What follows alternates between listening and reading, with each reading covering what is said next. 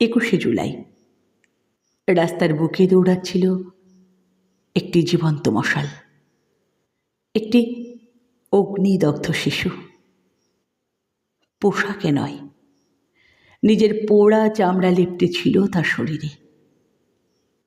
ফুসফুসের ভেতরে জ্বলছিল 70% আগুন। সে দৌড়াচ্ছিল একা।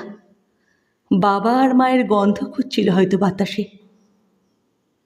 তার প্রতিটি আর্তনাদ ক্যামেরার ফ্রেমে বন্দী হচ্ছিল।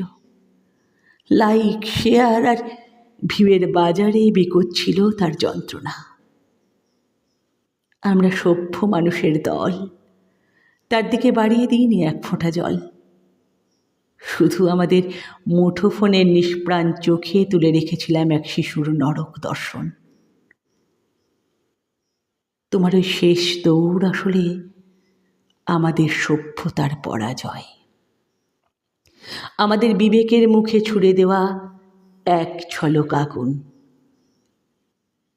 22শে জুলাইয়ের রাতে যখন তোমার ছোট্ট শরীরটা থেমে গেল, তখন থেকেই আমাদের ভেতরে শুরু হয়েছে এক অনন্ত দহন।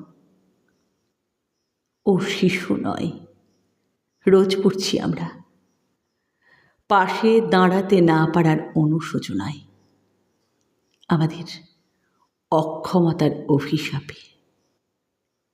হে ঈশ্বর, তোমার পোড়া শরীরটা এখন আমাদের আত্মার মানচিত্র হয়ে গেছে।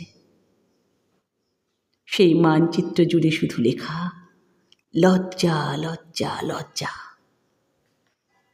তুমি এবার থামো শোনা, ঈশ্বরের কোলে গিয়ে শান্তিতে ঘুমো।